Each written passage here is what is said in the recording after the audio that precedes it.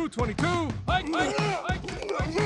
You are watching Sports and Sorts live on YouTube.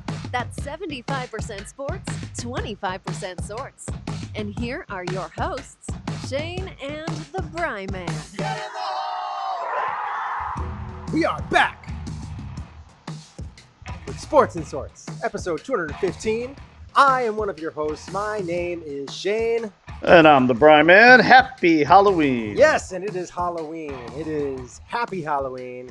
And we have a lot to talk about today. We're going to get into the World Series and what happened, what impressed us, what didn't impress us. We'll talk about that a little bit. If you guys have anything that you want to say about that, put it in the comments. We'll put it on the screen. We'll talk about it. We will also be getting into our NFL Week 9 picks. This is we got Bry Man got his game. I gave it to him earlier this week. He gave me my game. That is, Brian got Vikings Chiefs. I got Packers Chargers. And then, well, of course, we're going to be talking Thursday night football, Sunday night football, and a little bit more as well. And we also got Funko Thursday because sure. Funko Friday is not going to be in existence because I don't. Well, not this week. Tomorrow. So we have that, and we're going to be doing our most underrated and overrated Halloween candy. And I want you guys to let us know what your most overrated and most underrated Halloween candy is. And we will get into discussion at that probably towards the end of the show.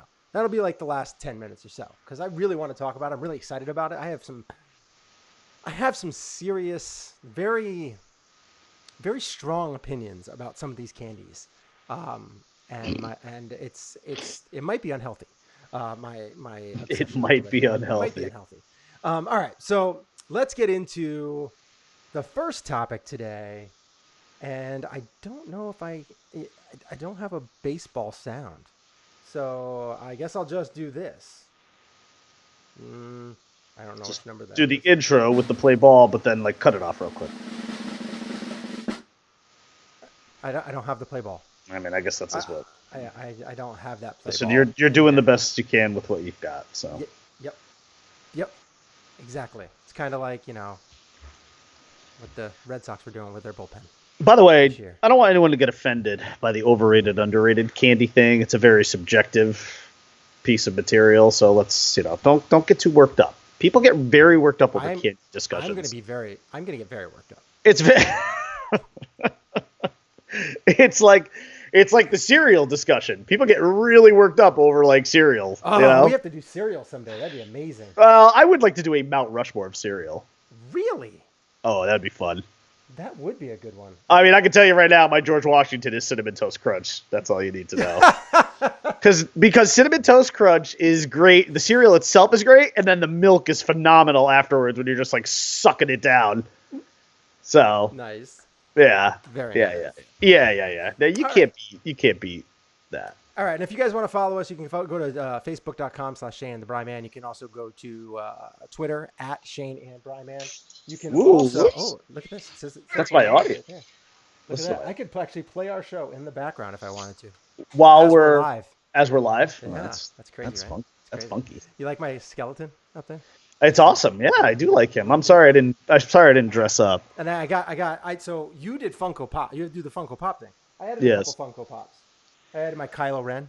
Now, is that the older Kylo Ren, or is that the actual one from Rise of Skywalker? I can't tell. No, that's the older one. Okay. This is from Force. Which is, I have that one too. Yeah. I have that, and you'll like this. Okay. Which one's this? What do you got? Is that Snake Eyes? Where did you get Snake Eyes? Because I have Cobra Commander. Oh, I think that one's hard to find.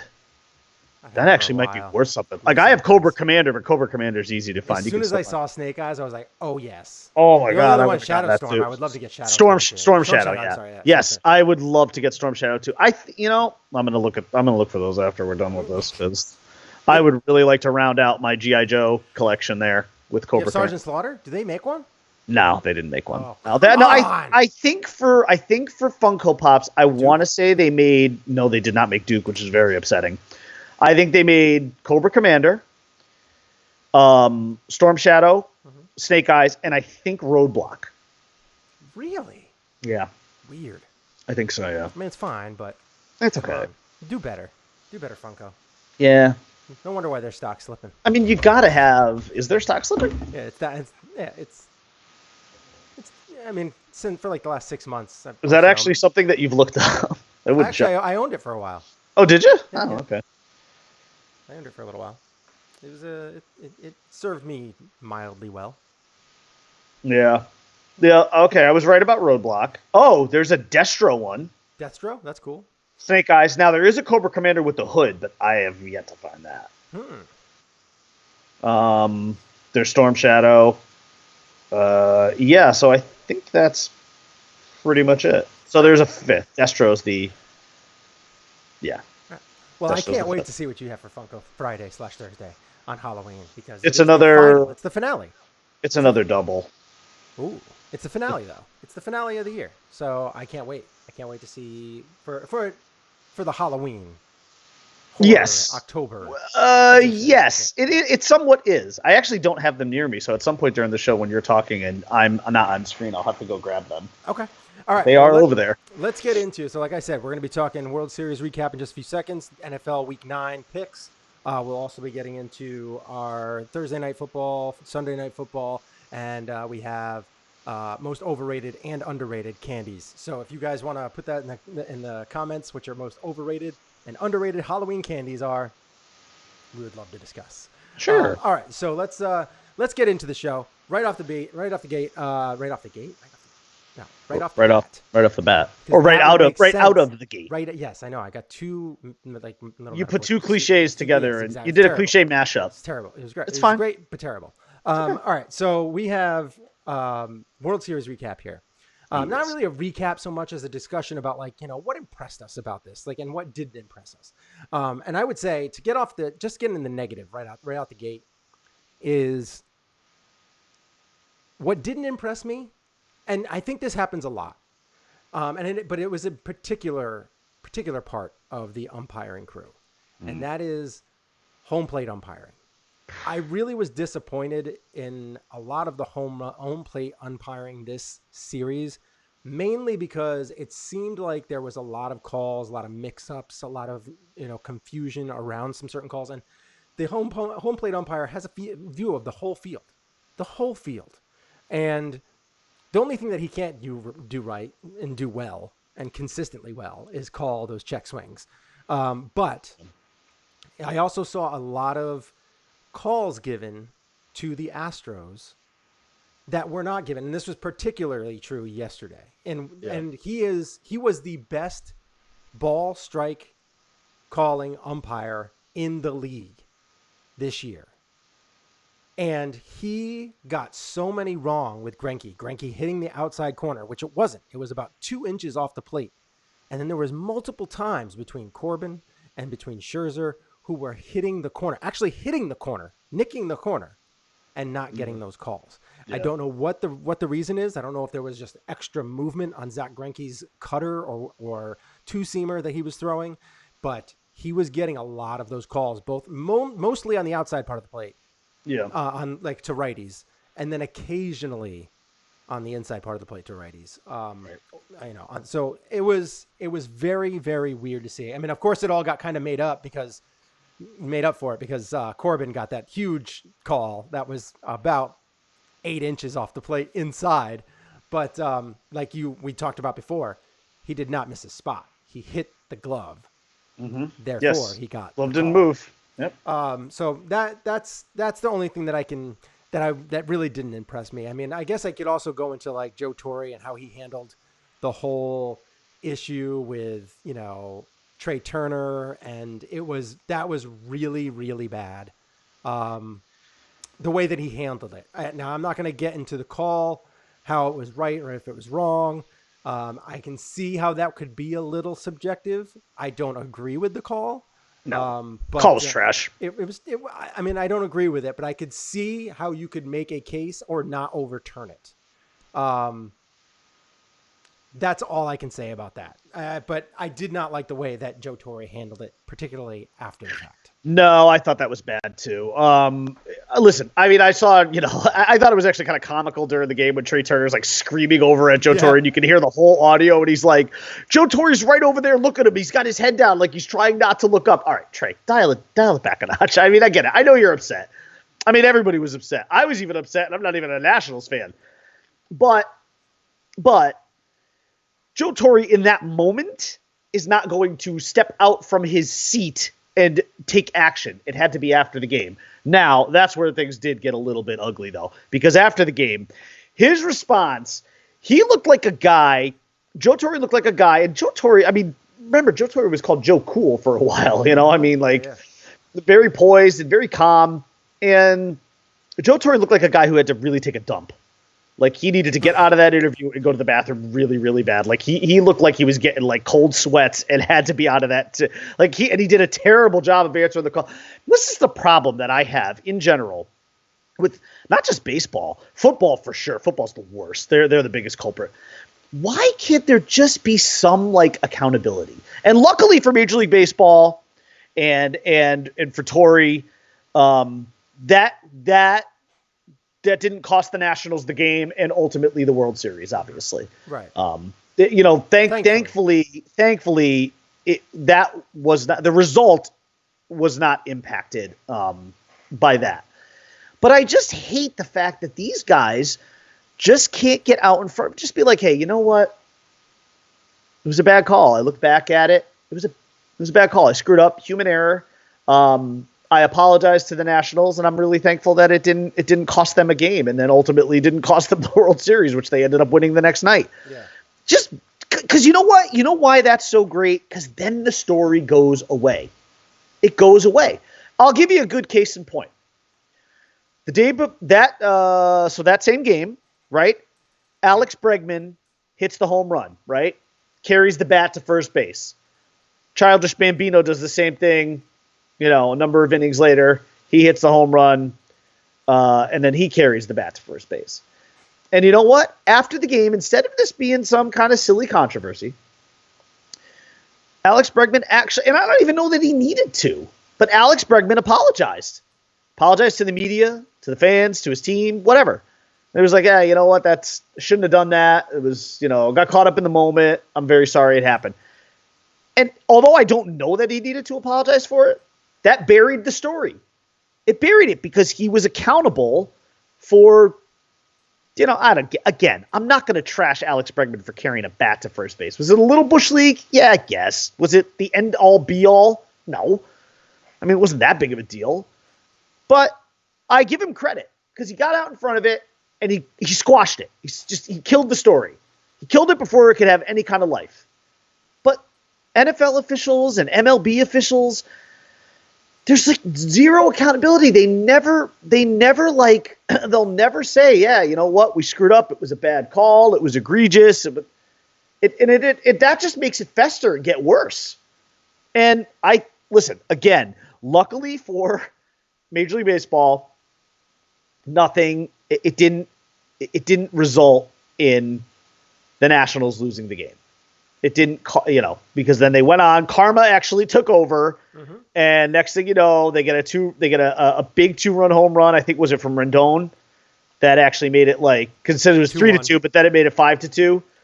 It was 3-2 because they were up 3-2 when the in that game. Okay. In game 6 when it happened, and then I thought it was him. Was it? I can't remember who hit their home run there. I thought it was Rendon, but maybe it wasn't. But then somebody hits the home run and they go up 5-2, and you're like, okay, they didn't get 3 runs, but they got 2, and so maybe karma took care of it a little bit, But yeah, just it's just a bad look, and it just looks so bad for Joe Torre, and you know how much I love Joe Torre, and I'm sure you do too. But it just, he came out of that looking like rotten trash. It just was just a terrible, terrible optic for Major League Baseball. Just come on, just say, hey, you know what? It wasn't a great call by the umpire. We're going to do everything we can to, address this kind of stuff now and in the offseason. And then that's it. It's dead. It's over. Instead, you just drag it out more because you can't say, yeah, it's our fault. We screwed up. It's not that hard.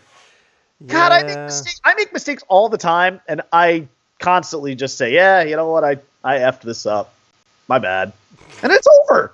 Because I'm not trying to pass the buck, and I'm not trying to dodge it. Mm-hmm. Just be accountable for it. It's not that hard. I couldn't agree more.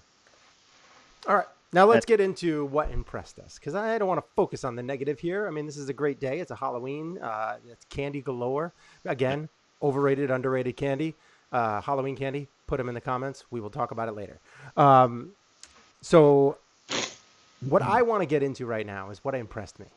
And this is something that, it's something that should happen a lot. And it doesn't. And I don't know if it's because it's on such a big stage, but I don't think it is. It seems like this is something that you breed as an organization. And I will give the Astros credit because holy crap, do they hustle. They bust their butt down the line every single time and put pressure on the defense. To see how many times double plays didn't get turned, or they beat balls that were like kind of in the hole to a shortstop, and they just hustled their butt off and beat it out. It was absolutely impressive to watch, and it's unfortunate that more teams don't do that, because that's something that you just don't flip and turn on the switch in the playoffs, because you always revert back to the norm. When a ball gets hit directly at the shortstop, hit kind of slow, you don't technically run because you're disappointed, and you kind of jog it out. But if you're running your butt off every single time, you also revert back to the norm and always run. And It seems like that's what they did. And I was really impressed with that. That I was super impressed with. Granted, they lost, and I'm happy about it because I didn't want them to win. I wanted the Nationals to win. I like seeing Steven Strasburg get a championship, especially the way he pitched this postseason. He is just a complete stud. I've been, championing him for forever. I had even broached the question to you, how many more years does he have to pitch to get into the Hall of Fame? And that was, I did that, I think it might have been the NLCS. Boy, does this help pad that resume, though? I mean, not just to pitch well, but to get the World Series MVP. That helps. Honestly, think he is 1 or 2 seasons away from getting in. This does really, really help. You can't underscore postseason success for pitcher, especially in an era. The only thing that he has an issue with is his injury, is his health. Yeah, but every time he pitches, every time he's towed the mound, he's been an ace. He's that ace-like stuff. But I believe, and I don't know if you agree, but I believe that postseason heroics for pitchers, especially in an era where we are no longer in an era where guys are going to win 300 games. That's not throw 80 complete games in there. Right. Those days are over. Analytics and metrics have taken the game to the point where more likely to see something like, which has happened the last couple of years. And it's something that I think was really good. And again, it's something else that impressed me with is the overall starting pitching in the World Series in general, in the playoffs in general. Really, starting pitching really took the show. If you had a bunch of starter pitchers that were going deeper into the game, more of those teams succeeded because the Yankees kept on pulling their pitches out early, and they ended up not getting by the Stros. Now, the Astros and the Nationals, when they were going head to head, they had some of the greatest 2 starting staffs that were just incredible. I mean, these are juggernauts going against each other. And the one thing that got held back with the Astros was Garrett Cole. They never took him out. I can't say I don't disagree or agree with the call. That's a very big judgment call. He has a good bullpen, but he went to the bullpen. What did the Nationals do? They brought in Corbin. And Corbin is a starting pitcher, and this is another thing where starting pitchers really stole the show in the playoffs this year. Yeah. And that happened last year with Porcello and Evaldi. They ended up winning the whole thing because they took those starters, they put them in the bullpen. They were able to go more than 1 or 2 innings if they had to with ease. And then that's what happened with the Nationals. And I said, I'd made a case that why not bring Corbin back out for the last inning? He did such a good job getting them, basically keeping them at bay. And then on top of that, when they finally took back the league, he held on to that lead. Yeah. And, what a performance. Such a performance. 3 innings, right? 3 innings of no run ball yesterday from Corbin. Man, I mean, and the only inning that was rough was his first inning. That was the only one that was he got, and they made some contact and got on base, but he got out of it. I am happy for him, actually. I mean, I hold no ill will that he didn't go to the Yankees. I'm really happy for him, and he ends up being a big part of this story for them, because that's got to be the hardest thing to do in a Game 7 is once you have the lead, and the lead wasn't huge for him when he came in. It was 1, and then it was 2, and then it went up to 4. But to be able to clamp a team down like Houston, which Houston's they're not a big strikeout team. They're a contact team. Mm-hmm. They're a power team. They're very dangerous. Yeah. And,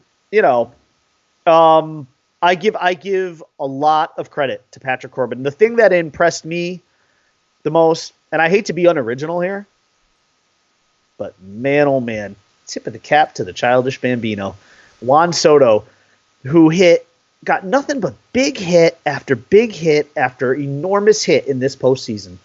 What an unbelievable young player I hope that we're looking at here. He is fun. He's fun to watch. He's good for the game. He's got such great energy. He's got all the energy you'd want. The guy literally like a week ago could not legally drink. Okay? Just turned 21. Yeah. And here's another thing, and I was thinking about this last night.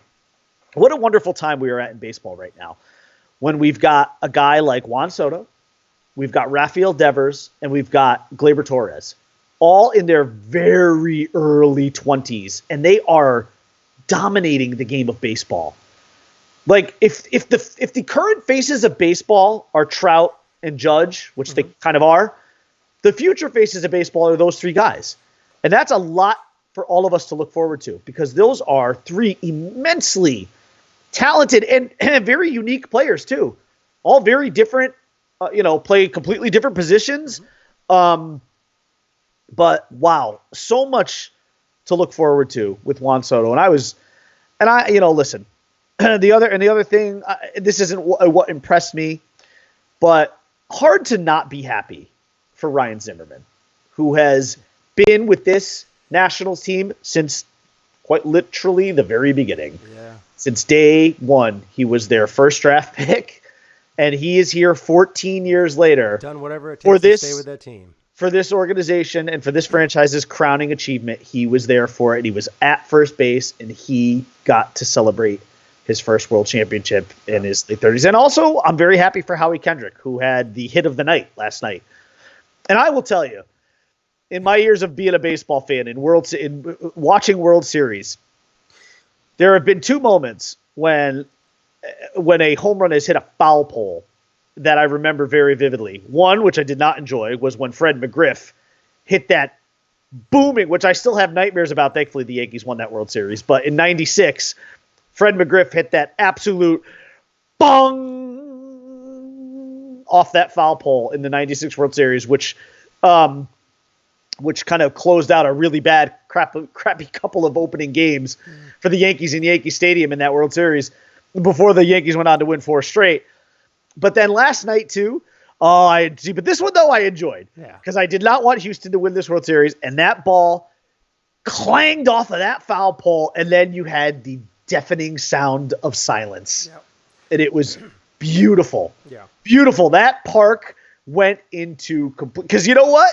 Those Astros fans last night, and rightfully so, after those first 6 innings, Greinke's mowing everybody down, and they're rolling, and they're feeling themselves. Yeah. Oh, they're feeling themselves in Minute Maid there.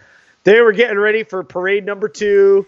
They're like, we got this thing in the bag. Garrett Cole's going to come out of the bullpen. We're going to close this thing down. It's over. Next thing you know, boom, Rendon with the solo shot. Boom, Howie Kendrick, and that place went dark. Yeah. It was, and you could tell like the life just got sucked out of that building. And that was it. Yeah. That was it. And they the Astros took that punch in the mouth and they went down. And listen, the other piece of low-hanging fruit here, who would have thought, first time ever, a road team won every single game it's weird. Of this series, and you had a Game 7 world champion Washington Nationals winning on the road. Yeah, pretty crazy.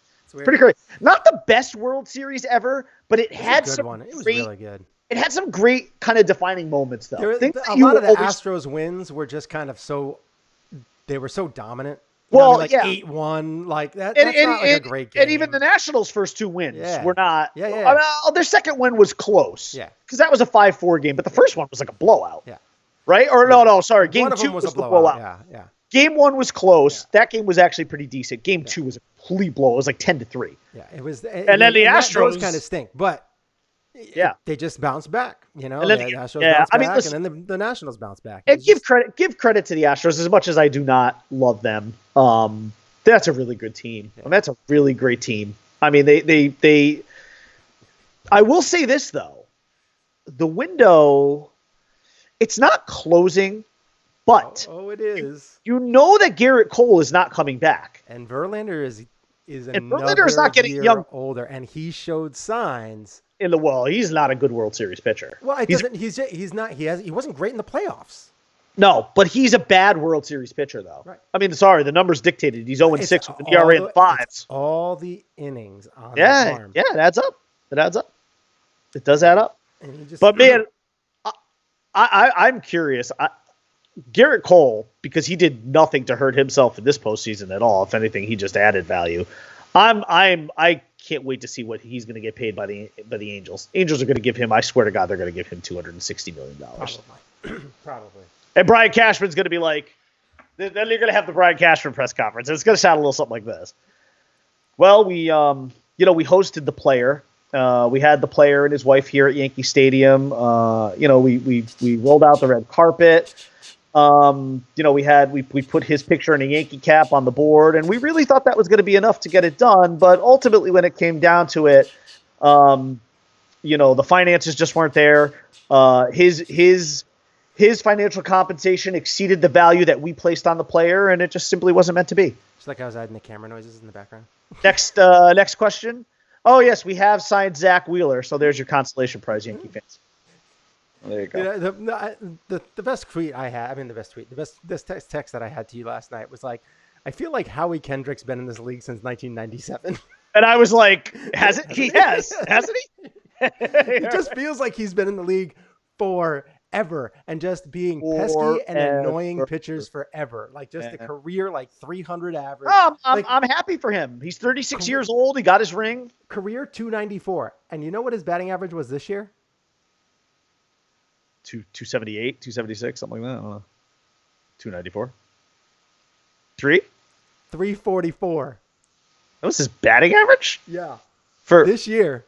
Yeah, well, he didn't win a batting title. Well, that must have been in very limited action. 121 games. Really? How many at bats? 334. So that didn't qualify him for the batting title. But that's a heck of a that's quite a sample size, though. This is his slash line: 344, 395, 572 for a 966 OPS. That's very impressive. And he's 35. Yeah. Anyways, congrats to the Washington Nationals. Their first championship in 95 years. The last time they won, Walter Big Train Johnson was on the mound, was towing the rubber, winning 400 games for the Senators. So there's like all sorts of nastiness about that too, because like the owner wouldn't give them bonuses for winning. They're so cheap. They were showing some of those statistics last night. So like the cost to get into a World Series game was like $5, and the winner's purse share for winning a championship was like just a shade under $6,000. Crazy. And then Walter Johnson was the man. All right. So let's get into it. We're done with baseball for now. If you have anything you want to put in the comments about baseball, about what you liked about the series, what you didn't like, go ahead and put it in the comments. We'll put it on the screen. One thing I just wanted to mention real quick. This is something that popped up on my feed when I opened up the laptop over here. Former baseball MVP arrested on felony charge. Josh Hamilton. Abuse. Child abuse. Possibility. So he says he turned himself in because he says he wants to clear his name. Apparently, he does not have a good relationship with his daughter, and his daughter said that he pulled the chair out from underneath her and then threw it against the wall, and part of it hit her, and all that. Like, there's a big thing there, and it's a really ugly situation. If he in fact did do it, that's an awful. That he is thrown in jail for quite a while. If he did not do it, I hope he does get to clear his name, because that is just that's not something that you want, a label you want on your. That's an awfully specific story. Yeah. I mean, that's not like your typical, oh, he hit me, kind of, here's the bruise. He pulled the chair out from underneath me, threw it against the wall, and then like the shrapnel hit me. I mean, that's not. Yeah. Yeah, That's not good. It's a rough situation. He's had a lot of issues, a lot of demons in the past with alcohol Yeah. and Yeah, drugs and stuff. So we'll see how it turns out. that's not good. Hopefully it's not. It doesn't look good. We'll keep an eye on that, but not a close eye. We'll see how it turns out and kind of revisit it. And let's remember he does have a substance abuse history. So the demons. Yep. Yes, the demons are there. Yes. All right. So let's get into we'll get into NFL. Clint's here. Hey, Clint. Hey, we're going to be talking about a little bit later. Overrated, underrated Halloween candy. Posted in the comments. We'll put it on the screen a little bit later. But overrated, underrated Halloween candy. We'll be talking about that at the end of the show. And we're going to be getting into our football talk here. So let's get into it with... We're going to be talking about our picks this week. NFL Week 9 picks. I gave Brian, for the 1 o'clock game, Vikings versus Chiefs. The Chiefs are getting 2.5 points. 47-point over-under. Vikings are favorites here. So I'm assuming I think Mahomes Mahomes is not going to play. Okay, so are they saying he's doubtful, not? Right? Because I think that he's pretty much guaranteed to come back for Week 10. Okay. But they did not say, the last I read, which was might have been yesterday morning. Let me look this up because okay, yes, he is doubtful. Okay, so I mean that absolutely does impact my pick because as much as I adore Matt Moore, my brother. That's right. Sure. Yeah. Okay. So I actually thought Mahomes was going to play because he was almost like borderline going to play last week. And maybe the Chiefs are thinking, well, maybe we can pull one out at home here. But and they were able to do that last week, I believe. They did win last week, I think, right? Did they win last week? Vikings? The Chiefs. I think they won last week with Matt Moore at the helm. I'm going to look that up real quick because I want to. So I mean, there is some like kind of precedent here for they did. I think they did too. Let me see here real quick. I know they're 5-3. Oh no, I'm sorry, they lost. They lost to the Packers. The Packers went in there. Oh, that's right. I forgot they played the Packers. So yeah, I don't know why I was thinking to keep up with somebody else. They played. I mean, their offense wasn't terrible. This concerns me though. This game, even with it being in Kansas City, and it's starting to feel like between the injuries and the fact that they just even before the Mahomes injury, like the Chiefs weren't playing great. Like they still like lost a couple games. They've been playing a lot of closer games. Like last year, they were outrageously dominant. Yeah. Like they were blowing people away. And even in that AFC Championship game that they lost to the Patriots, they put a ton of points on the board. We've talked about this before. That team would have won that game if they'd had the last possession. Like that's like what it came down to, you know? I don't like this though. The Vikings are playing really well right now. 6-2. They look like a completely different team than they did early on. Kirk Cousins, although he has not been great, is managing this game really well. And at this point, let's be honest, just give the ball to Dalvin Cook and let him do his thing because I said thing. Because Dalvin Cook looks, man, oh man. Now, I love Dalvin Cook, and I know a little about Dalvin Cook because I'm a Florida State fan. So I watched that guy play for a few years. And I knew how good he could be, especially when he was healthy. He is finally healthy, and that guy is a stud. He won't be in the MVP conversation because, let's be honest, Aaron Rodgers grabbed the MVP trophy, ran away and hid with it, and then like buried himself for no one to find him. So, Aaron Rodgers got that thing on lock. But Dalvin Cook will be in the conversation, and that's pretty impressive because not a lot of running backs, it's a quarterback league, let's be honest. It's just like the Heisman Trophy. It's a quarterback kind of award.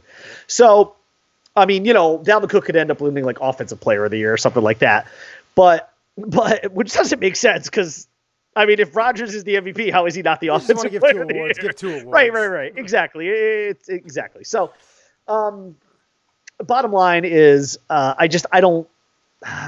listen, Matt Moore is he's one of those guys. He's a good backup, and he can win a game a home game, if he's playing a team like maybe, say, I don't know, the Browns who are lost, or the Jets who are terrible, or the Redskins who are bad, or the Cardinals.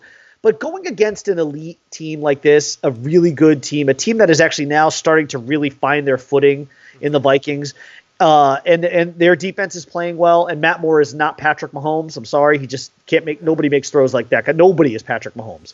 Nobody. That guy is special. He makes throws that only Patrick Mahomes can make. I mean, Aaron Rodgers makes his own unique throws, and I would say the same thing about him.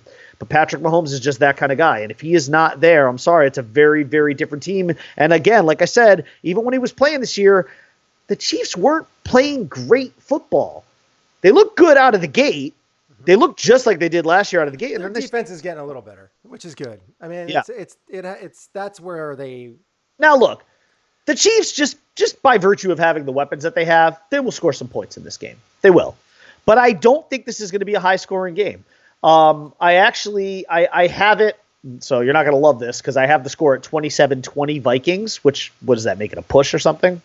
I don't know, because the line is, the over-under is 47. So I've got it at 47. Yeah. So I'm sorry I'm doing that to you if you're a gambler, but whatever. I'm not a gambler, so I'm just telling you what I think. It just tells you don't gamble on this game. Don't gamble on this game, because I think it's going to be 27-20 Vikings. That's what I got. But it is a two and a half point that the Chiefs are getting. So technically, if you put your money in on the Vikings, yeah, you should cover. Sure. All right. Yes. So I would. Yes. I have. You gave me the Packers versus the Chargers this week, and I thought that this was kind of a tough game. I really do. I really think the way you labeled it in the any list was Rodgers versus Rivers. Yes, because they are a couple of my favorite quarterbacks in the league. I love them both. I think that they're both fantastic for different reasons, but similar reasons at the same time. I think that Rodgers obviously has more of skill set. He just has more maneuverability. He can make some incredible weird throws. And Philip Rivers is just so unique. And Philip Rivers is just a guy who stands in the pocket and moves in within the pocket and just gets the job done, and is fiery and is just competitive. And I really wish that he could win a Super Bowl before he's done, but that's seeming like it's going to escape. Yeah. But so the Packers versus the Chargers here, and this is the issue here, and this is why I think it's a little bit almost of a trap game, because. Yes, do I think the Packers are a better team? I absolutely think the Packers are a better team. I think they're better defensively. I think they're better on offense overall. Yep. I think that Aaron Rodgers is a better quarterback. I think the running back situation is very similar, because, I mean, if you look at the Chargers' run offense this year, should be good, should be decent at least. They are rushing for less than 70 yards per game. Yeah. That is a travesty. That is terrible. Melvin Gordon, Eckler, all those guys, they have to step up and get the job done, because they're doing a terrible job as of right now. This is where I think it's a kind of a trap game, because I believe Wisenhunt got fired, their offensive coordinator. He did.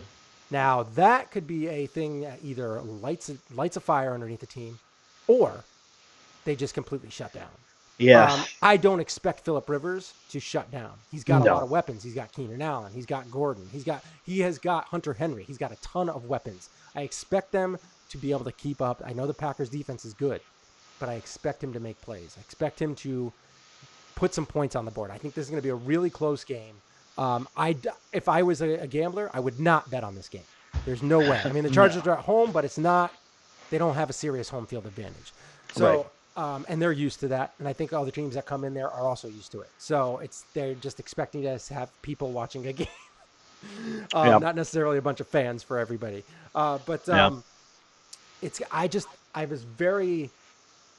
almost picked this game for you, but I was like, I think I know which way he's going to go, so I didn't want to go that way, because when I'm sure of a way that you're going to go, I try not to choose that game. Now. This is because you were probably sure I would pick Packers, right? Yes, and I would have. Yes, and the Packers are 7-1. Chargers are 3-5. Now the Chargers won a close game last week. Obviously, offensive coordinator fired. I think somebody else was fired too. I can't remember who it was, but there's another guy that got fired as well. And then the Packers are rolling. but it could be a trap game. But I'm going to give the Packers a victory here. Because I do think it's going to be a relatively high scoring game. I think the Packers are going to give up some points because I think the Phillip Rivers led Chargers are going to put some points on the board. I think the rush offense will be a little better. You have Melvin Gordon, who has this like a third game under his belt now. Yeah. He's been playing a little bit more. I expect him to be a little bit more active because obviously Eckler's not getting it done. So you got to go to the guy who can get it done for you and got it done in the past. So I would go with Gordon more, get him more snaps, get him more in there. And I have the feeling that the Packers are going to win this 30-27. I have a feeling that it's going to be the Phillipper is going to come try and he's going to have like a minute left. He's going to try, get there. They're going to either have to try and kick a 60-yarder or something crazy to tie it up, and it's just not going to work out for him because that's usually what happens to the Chargers. So I like it. 30-27. I like it. I would not be surprised. The spread is 3.5 points, so obviously the Chargers in this case would win, but by a half a point, I would not bet this game. I did not give that game a lot of out thought. the over/under though. If you're gonna do the over/under, I would definitely take the over. Yeah, I did not have that game really in mind, but I probably would have gone with a very similar score. So yeah. All right. Good so stuff. Now let's get into. Let's talk about the game tonight. We have Thursday Night Football. Thursday Night Football is the terrible game. I mean, we don't have to talk about this a lot because I think we're both going to say. I don't want to talk about the last two games that much. So Thursday Night Football, we'll both give who we think is going to win on the count of 3. 1, 2, 3, 49ers. Niners. Yeah. 49ers, I think they're going to blow them out. I think this is going to be close. I'm going to have this game. I'll have it 30. I'll go 30-13, something weird like that. Rookie quarterback going against one of the top 3 defenses in the league is a bad recipe. And as much as good as Kyler Murray is, not good. Not a good situation. 20-6. Wow. 49ers.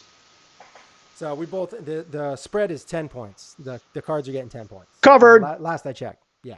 I would definitely do that. 42.5 is the over under. You have it well under. I have it just a hair over.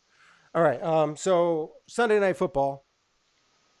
This is going to be a good game because it's not only Sunday Night Football, but it is also our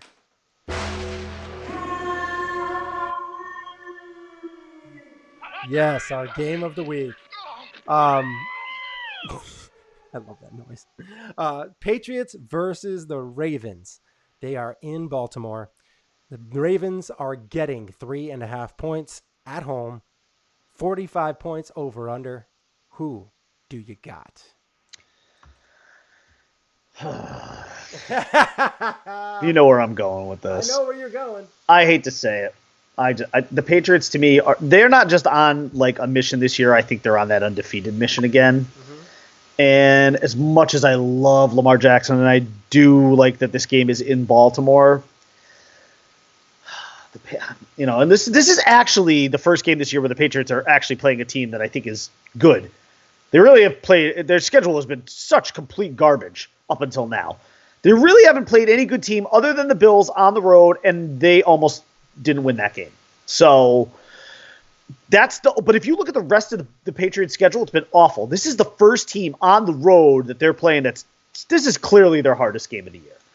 That being said, I feel like Belichick is going to find a way. I don't know how because nobody else has been able to do it, but I feel like Belichick is going to find a way to neutralize Lamar Jackson. And if you do neutralize him, that completely throws the Ravens offense off. Because honestly, they don't have any good receiving weapons. They have good tight ends, and they have a good running back. But Lamar Jackson is the weapon unto himself with his legs. But if Belichick finds a way to neutralize him, and I believe he will, I just don't see how this Ravens offense can generate any points. And if they turn the ball over a lot, this game could get ugly. I don't think it's going to get ugly because I feel like it's one of these games Patriots are going to get out big, and then the Ravens, and then their defense is going to like let up a little bit, the Patriots defense, and the Ravens are going to kind of like crawl their way back into it, but it's going to be too little too late. So I don't have it being a particularly high scoring game, but I've got it at 24-21 Pats. I think they get it. I think they get it done on the road. What's wrong? Is that your same score? No, close. 24-20. Pass. Okay, so there you go. I actually almost did do 24-20, by the way. Oh my God. All right, so you have them basically getting the spread, 45. I have them going under by a hair. This is another game I would not bet. I could easily see the Ravens winning this game because there's always one of those games that like the Patriots like, you know what? We might see them later on in the year. We're gonna let them do what they do, and just let them get the dub. So this one, when we played them later, things turn out differently because they don't know our plan for Lamar. So I would not be surprised, but if I'm just going off of what's out there, yes, the Ravens are a very good team, both sides of the ball, but the Patriots secondary, good. The Patriots D-line, good. Their linebacking core, pretty darn good. Their offensive, the quarterback, one of the best in the game. They have Edelman. They have Sanu, who's got another week under his belt to learn the playbook. He's going to have more snaps this week. They have Dorsett. They have probably Burkhead is going to be back this week. They have Michelle. They are just going to do what they do, and that's just move the ball down the field and put themselves in good field position and get the dub. So, yeah, I have 24-20. Clint, on the other hand, has the Ravens as an upset. I don't know what the score is, but then he said, he also said Lamar Jackson is underrated Halloween candy. Okay. Some kind of a weird mashup or something you got going on? Yeah. I do like Lamar Jackson. I think he's good, but as long as the Patriots do what they're going to do and don't do their shadiness, which is, the little rope-a-dope that they've been known to do in the past, like, my gosh, we don't know how to handle this. And then Bill Belichick's just like, yep, they did that. Yep, they did that. Yep, they did that. When we see you in the playoffs, we're going to whoop you. We're going to lock all that up. I love Lamar Jackson. He's my fantasy quarterback, by the way. Well, you might want to bench him this week. He's been no, can't bench him. No, because he can just do there's just too many things he can do with his legs. All right. So that's pretty much it for football. Yep. We talked about it. We got our games in. Candy time. Yep. And and to give you guys the record, where we're at right now. Last week was an okay boy. week for us. I think I've got 14 wins. 14 right, 10 wrong. Not great, not bad. I'm bad this year. You're close. You're closer. 13 right. Okay. 11 wrong. Oh, all right. So Okay. Okay. You're over 50%, which isn't terrible, but it's not great. It's not what I was last year, though. Last year I was just a machine. No, yeah, last year you went on a rampage. So, Bills skins. Oh, I think the Bills are going to destroy them. Yeah, that's going to be a beating. Yeah. There's no they're need. like 10-point favorites too, aren't they? They should be. I don't even care if that game's in Washington. Doesn't even matter where that game is. 9.5 points at home. They're going to cover. God, my God, yeah. They'll cover. Their defense is so good, and they're going to come out. They should. If they don't come out on fire, their Redskins are in shambles. But if their defense does not come out on fire, I would be like, does anybody even know who's actually quarterbacking for the Redskins right now? Is it Haskins or is it? I mean, no, it doesn't. Yeah. So if the Bills defense do not come out this week and are on fire, then I'm going to say this Bill season is pretty much over, because after the way that they performed last week under Allen. All right, so let me. I want to address Clint's question there. He said, "Will garbage Allen rebound?" Let me address that question for you. It's a very simple answer. If he doesn't, you've got a quarterback problem, because the Redskins are a team that you should really be able to move the ball on and put points up against and look really good. Allen he hasn't shown me any strides where there's times during a game where he shows you why the Bills drafted him. But if you look at the course of the whole game, you still don't understand it. Yeah, he's got some legs. Yeah, he's tough. Yeah, he's got a great arm. He has no touch. He can't hit a deep ball. Like, if you have a great arm, but you can't throw the deep ball, there's no point to having that arm. Right. Like Patrick Mahomes, great arm. Throws an amazing deep ball. Yes. That's what you want. And not everybody's going to be a Patrick Mahomes, but you need to at least hit 50% of your deep balls. At least get him close. But he always overthrows people. It is really rough to watch. He can't throw the ball in the wind. And if you have a good arm, you should be able to cut that ball through the wind. Correct. That's what a lot of those good quarterbacks do. They throw a nice tight spiral and cut it through the wind. Yeah. It didn't affect the other quarterback, that's for sure. So I will say that yes, in fact, if he does not have a 250-yard, 2-touchdown, no interception game, there's issues. There's some serious issues there. Maybe one. I'll give him maybe one pick, but he's got like 19 games that he started, and he's got 19 picks. Yeah. That's not good. It's not bad, but it's still like basically his first year. Yeah. But I need growth from here on out. I need growth. I need to see growth. I need to see him getting smarter. Mm-hmm. All right. So let's. No, I'm not going to blame. I'm not going to blame that. I'm not. I'm going to just. It's him. It's him. It's Allen. It's all Allen. Not. You can't put the blame on anybody else. He has not made the throws. Yeah. It's not. It's clearly him. All right. Let's move on to next little topic. Real quick. Get your Funko. Get your Funko Thursday. Oh, you want to do that? Okay, yes. Take the camera off me so I can go grab them real quick. All right. He's going to get his Funko. Oh, I put the camera completely on you. I put the, so we're going to talk his Funko. He's going to give his Funko Pops real quick for the Halloween edition.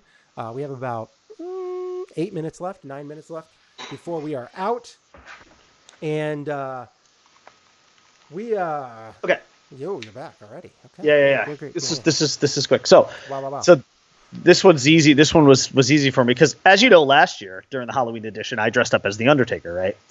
Well, as you can see, it's our Halloween edition on Halloween Day, and I didn't dress up, and I feel really bad for that. So, to make up for it, for Funko Friday, although it's Funko Halloween Thursday, I have for you not one,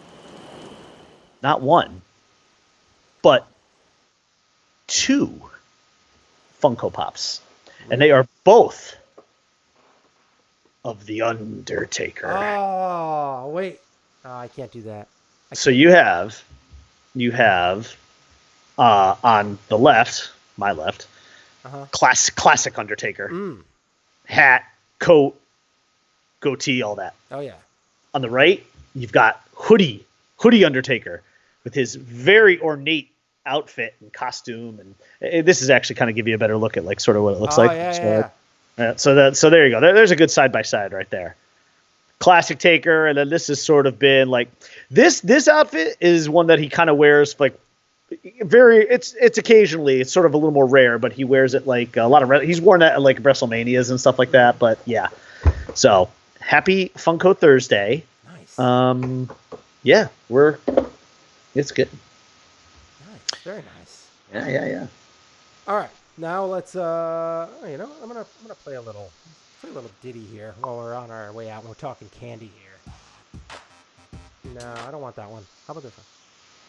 Yeah, this one's better. This one sounds more Halloween. All right. So he said, what is the Taker up to these days? Occasionally wrestling. Yeah, very occasionally. They usually drag him out for like a really, really big kind of stuff. Out of his coffin. Now, actually, as it turns out, today there is a pay-per-view in Saudi Arabia today that actually starts in 2 hours. Wow. But I don't think he's part of that. I don't think they dragged him to Saudi Arabia this time. But you know, so. Yeah, I think twice, 2-3 times a year. 2-3 times a year. He'll come out. No, cool. They'll pay him a ridiculous amount of money to show up. Got to do it. Got to get the Taker. I theorize that he gets about $500,000 every appearance. Wow. So if he makes like 2 or 3 like pay-per-view appearances a year, I'm thinking he's getting like $1 million to $1.5 million. Yeah. Wow. He's still a big draw. I mean, he can't wrestle much anymore, but his entrance is still the greatest thing ever. It's still the greatest thing ever. I still get goosebumps. Maybe that's what we should do sometime. Mount Rushmore of wrestling entrances. Oh well, I mean that's clear cut Washington. I mean, you know, I mean as much as I love Hogan and his entrance is classic.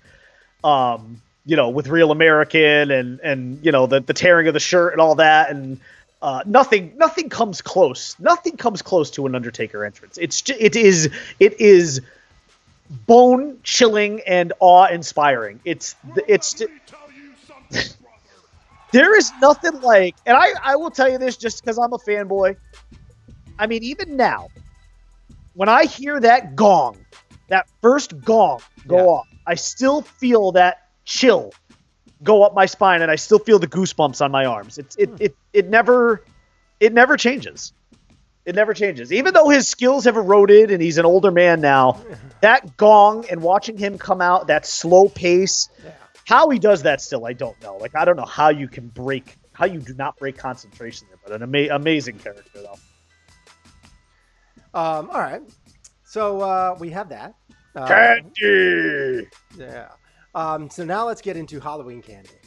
Yes. I want to talk about this. I want to talk about overrated and underrated Halloween candy.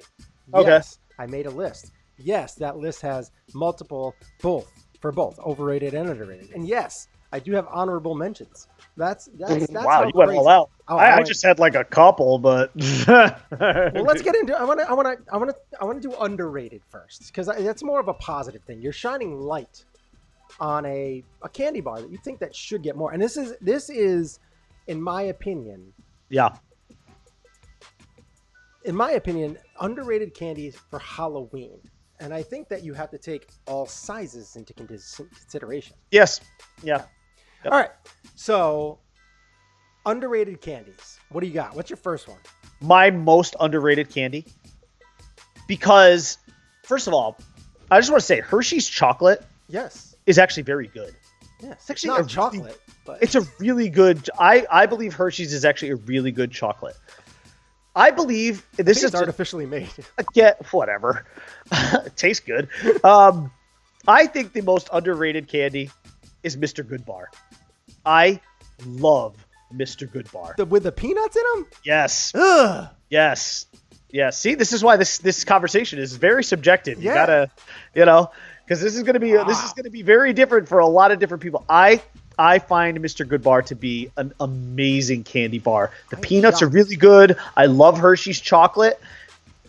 But I think it fits the underrated mold well because Mr. Goodbar is a candy that you pretty much see in bags a lot around Halloween, but it's not like a front and center candy bar like when you're checking out at the grocery store. Yeah. You don't. I mean, they're there, but you kind of have to like look for it. Okay.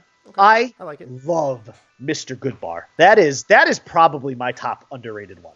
I have a couple that are these are going to be. I'm going to give you 4 honorable mentions for underrated. Oh, 4. Okay. 1, Payday.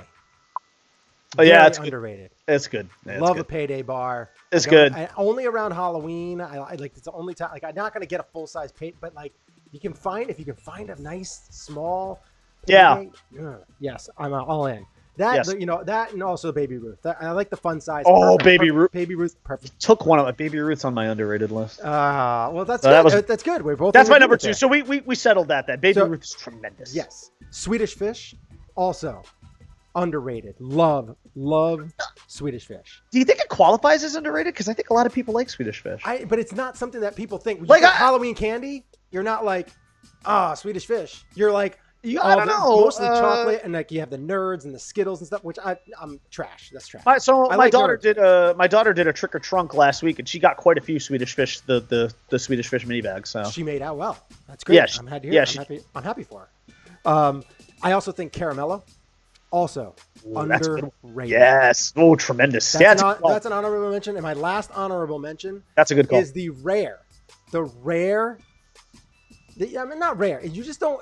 People don't eat it. I ate this a ton in college. You want a Zag Nut? Hey, come here, guy. You want a Zag Nut? All right. Fast Break by Reese's. Those are delicious. Yeah, those are good. Candy bars. Those are good. Those are good. Those, you're in heaven. You got some good. Those stuff. are good. You're right. Now I'll get into the actual first Halloween candy, and this isn't something you're going to get at people's houses. Okay. This is not going to be a candy you're going to get at somebody's houses.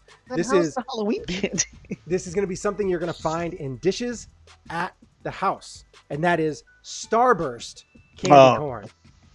Starburst candy corns. Oh, Starburst candy corn. So like Starburst. Oh, they make Starburst candy corn. Yes, I did know that. Delicious. Really? Yeah, I don't know that would have showed up on any of my lists. So good. Have you ever had them? Yeah, I have. I have. I usually get 2 bags and I eat them all by myself. Wow. Yeah, they're delicious. Because I love Starburst, and it has all the flavor of Starburst, but they're like it has the chew of the candy corn, which is I hate candy corns. Oh, I love candy corn. Yeah. All right. Love it. All right, what do you got? What is another underrated? Well, you took. Oh, Baby Ruth. Baby Ruth, I absolutely adore Baby Ruth. That's just such a tremendous bar, and again, it's one of those ones that you get a lot of the mini ones in your Halloween bag. Huh? I do. No, I do. I love peanuts. Right. I love peanuts. Yeah. No, that was my other. You're gonna definitely like my number 1 then. Okay. But I'll go number 2 for me, and this is probably my favorite candy bar of all time, Butterfinger. Don't lay a finger on my Butterfinger. Love me some Butterfingers. I love Butterfinger. It gets They are good by themselves, like regular. They are great in the fridge. They are great in the freezer. No matter how you do it, they're delicious. Is it okay for me to have Snickers as an underrated? Because I think Snickers is a tremendous candy bar. Oh, you and I are going to have some serious beef. Why? Because that's on your overrated list? My number 1 most overrated candy bar is Snickers. We're so different. If every time I eat a Snickers, I choke. I'm glad you didn't say Reese's Peanut Butter Cups, because Reese's Peanut Butter Cups is the greatest Halloween candy that ever lived. I can't even put that on underrated or overrated. I can't. No, because it's perfectly rated. Because it's right. Because it's the GOAT. It's the GOAT of candy. Everybody loves it. Yes, it's universal. Snickers are trash. It's trash candy. Every time you eat it and you have a conversation while eating it, you're choking. You're coughing. You got those peanuts stuck in the back of your throat. It's disgusting. It's trash candy. All I know is, man, just get rid of those peanuts. You got chocolate. Just have the nougat and get yourself a Milky Way. I love it. See, I love Snickers. Chocolate, caramel, peanuts. It's got there's a nice balance of, there's a lot of texture going on there. It's I love it. Oh, I love trash Snickers. Candy. Love Snickers. But I will say my number 1 underrated candy bar. Yes. Peanut butter Snickers. Oh, those are tremendous. Those are unbelievably great. Yes, they are. Okay, well, we're going to agree on that. And that's also a good Halloween. You get a lot of those at Halloween. Yes. Again, that's not one. It's kind of like Mr. Goodbar. Like, you won't find it. I mean, yes, of course, it's always at the store. But you'll see that more in a Halloween bag. Mm-hmm. And you'll see the mini squares. They're squares. So they come in squares. Oh, every time I see that like light yellow off orange wrapper, I'm like, oh, give me that. Thank you. Thank you, children. All right. Now I'm going to have 2 more. I have 2 overrated. Okay. And I'm going to just go through these quick because we got to end the show. That's all I have. Yeah, 2 overrated. 2 more overrated. 1, ring pops. Absolutely annoying. Every kid thinks they love them. They put it on their finger. They suck it for 5 seconds. And they're like, I don't want to hold this anymore. You're right. You don't, because it's trash candy. It's garbage candy. Just throw it in the garbage and move on. Get a blow pop. That's so much better. What do you got? What's another overrated? Not my top overrated, but it's on the list. And let me preface this by saying I do like this candy. I just think it's overrated. Kit Kat. What? They're good. They're good, but I don't think they're like that great. Okay, listen. There's 2 That's like ingredients. Top 5 for me all time. Chocolate and wafers. Yes. I mean, it's okay. I will say this though: they're very good frozen. They're delicious frozen. If you eat them frozen, frozen, cold. But I feel like it's also like I feel like it's a mildly overrated candy bar. Again, I like it. I'll absolutely eat it if it's in the bag. I don't love it. But my most overrated. I also think if you freeze a Snickers and try and eat it, you're going to break a tooth. No, that's not good. Yeah, you can't do that. No, Reese's, that's why Reese's is the best candy ever. Because frozen, it's amazing. Regular, it's amazing. Yeah. And actually, even if Reese's is melting, it's amazing. It's cold. If it's cold and it's just sitting in your fridge, freezer, 2 different textures. But if you get a Reese's Big Cup, which is the perfect ratio of peanut butter to chocolate, and you fling it at somebody's head and it's hard, you could kill them. That's a hockey puck. That thing is a straight hockey puck, man. Clint says left Twix overrated. I agree. Right Twix is better. All right, last one for me. Overrated candy. One of my nemesis. Dots.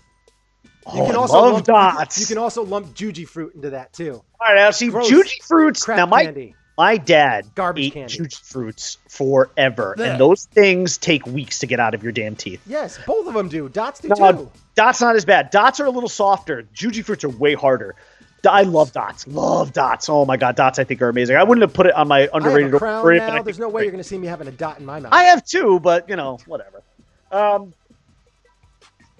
My most overrated, the trash of all candy bars, and there's so many of them. There's so GD many of these things that end up in kids' bags. I can't stand this candy. I don't like it. It falls under the I do not like green eggs and ham. I do not like them. Whatever. I really despise, hate, and I will discard it. Three Musketeers. That is a disgusting candy bar. Nougat. Oh, it's just nougat. Exactly. It's I love chocolate. nougat. No. That's why I think Milky Way is a superior candy bar to Snickers. Milky Way is good. Actually, Milky Way almost made my underrated. But there is and I know those are in the same family, Musketeers and Milky Way. I think but they're dark both chocolate Milky Way, trash candy. Yeah. I mean, I'm not a huge dark chocolate fan anyway, but trash. Yeah. Trash. So those are mine. There you have it. Clint said dots equal filling pullers. Yeah, they are. I mean, no, there's no doubt. I mean, even just talking about it, I can feel my crown like tingle a little. Uh-huh. It's like the Peter tingle. Yeah. Go to bed, night monkey. All right, let's all right. Thank you for watching the show, listening to the show. However you took this in, we really appreciate it. Happy Halloween. Yes, happy Halloween. We will see you guys again soon. Yeah. Stay classy, blended globe. Part of the journey is the end. Blah blah blah. Yada yada yada. Happy Halloween. Safe trick or treating tonight. It's going to be raining, so bring your umbrellas if you're here in the Northeast. Monday, and we'll see you guys. Clint, you're in the Northwest, so it will be raining there too. We just said my wife just said you guys are making me hungry. Yeah, I know. Well, we got a bowl of candy over there. Go ahead. Yeah. Just eat all the Snickers, so I don't have to. It's trash candy. Yep. That is correct. Oh, Clint's wife agrees. Number one, Butterfinger, her fave. It's a good candy. Also gets stuck in your teeth really well. I ate one regular last night. I put one in the fridge because I like them cold. And I also have one in the freezer because I like them frozen. Really cold. Wow. That's tremendous. I like all the I actually like best. I don't know if you have a water pick. I have a water pick that I floss with. So if you have a Butterfinger and then you water pick afterwards, it's disgusting. It's just all this yellow crap that falls into the sink. It's really gross. That's why I don't do that. I just floss like a normal person. Well, I do both. I floss and I water pick. Oh, okay. Yeah. I'm very anal about my teeth. I brush my teeth. I floss and I use mouthwash. And mouthwash. I go to bed. I do the extra. I go the extra mile with the water pick. Nice job. Yeah. After I had tooth problems a few years ago, I went total reverse. I went very, very, very anal on it. So You keep using that word. Yeah, I know. Anal. You keep using that word. I do not think it means what you think it means. All right, bye everybody. Thank you guys for watching. We'll see you guys again on Monday when we discuss our NFL picks. Yeah. I guess we're going to start talking about baseball, what they're going to do in the offseason and stuff too. So we got that going on. We got football. We should do what our ideal Yankee offseason plans would be. Oh God. I mean, we did that last year and this early though. I don't know. Hey, one of yours was getting DJ LeMahieu, and how did that work out? That's right. Not only did you get that right, but look what he did. He's going to be a top 5 MVP candidate. So good on you. Yeah. Yeah. All right. Thank you guys for listening, watching. Once again, we'll see you guys on Monday. Peace out. Happy Halloween.